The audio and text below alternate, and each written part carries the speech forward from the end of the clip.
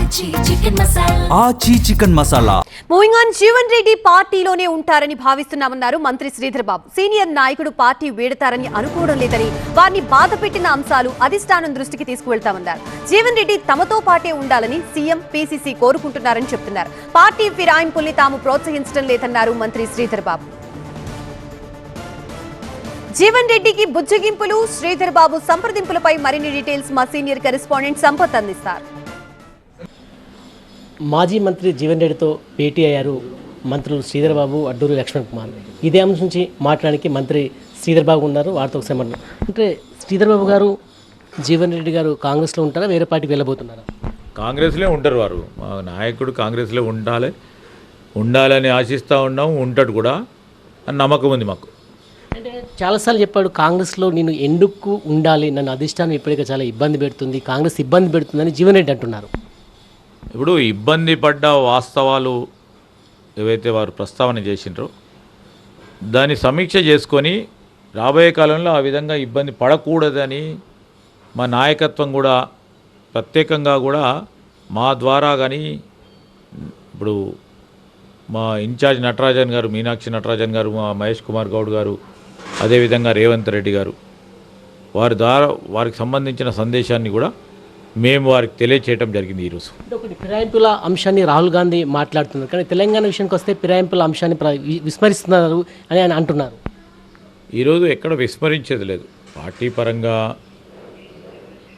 కాకుండా ప్రభుత్వం చేసే మంచి పనులు, ముఖ్యమంత్రి రేవంత్ రెడ్డి గారు తీసుకున్న నిర్ణయాల పట్ల ఆకర్షితులై ఈరోజు ప్రభుత్వ పరంగా ఈరోజు మంచి పనులకు సంబంధించి వాటికి మద్దతు పలుకుతూ ఉన్నారు.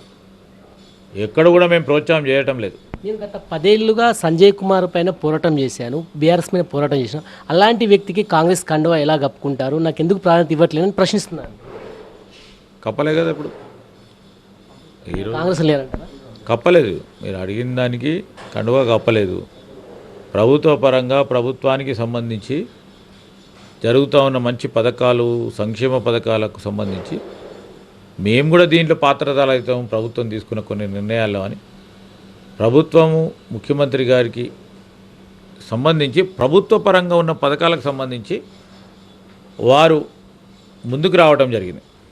అంటే ఆరోపిస్తున్నారని ఖచ్చితంగా కండువా కప్పుకున్నారు, కాంగ్రెస్తో ఉన్నారు, నాకు చాలా అన్యాయం జరిగింది, ఎవరైతే పార్టీ కోసం పనిచేసిన ప్రతి నేతకు కార్యకర్త అన్యాయం జరిగిందని చెప్పి జీవన్ రెడ్డి అంటున్నారు.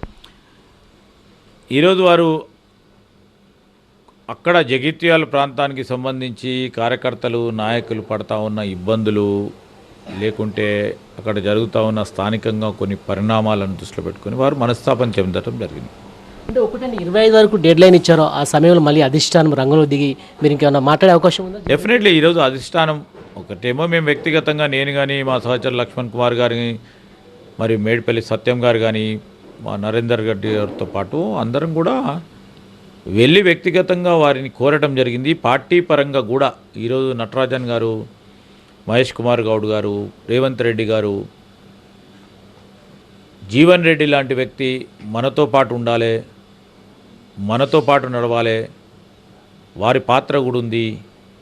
వీటన్నిటి విషయంలో మరి ఎక్కడైనా సవరణలు చేసుకొని ఏ విధంగా సవరణ చేసుకొని పోవాలి అంటే ఆ విధంగా ముందుకెళ్తామని ఒక సందేశాన్ని కూడా వారి ద్వారా తెలియజేయాలి. ఎప్పటివరకు అధిష్టానం చెప్పబోతున్నాయి అంశాలన్నీ కూడా ఇవాళ చెప్పేస్తాము.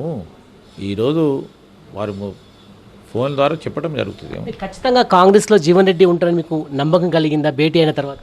డెఫినెట్లీ నమ్మకం ఉంది మాకు. కానీ ఆయన మాట్లాడుతున్న తీరులో కొంత కనబడతలేదుగా ఉండట్టు. ఎందుకు పాజిటివ్గా తీసుకుంటే పాజిటివ్ కనబడుతుంది. ఆయన పాజిటివ్గానే తీసుకుంటాం. ఈరోజు తప్పకుండా పునరాలోచన చేస్తారని గట్టి నమ్మకం ఉంది.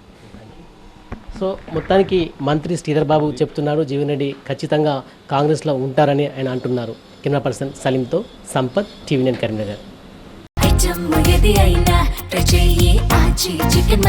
ఆచి చికెన్ మసాలా.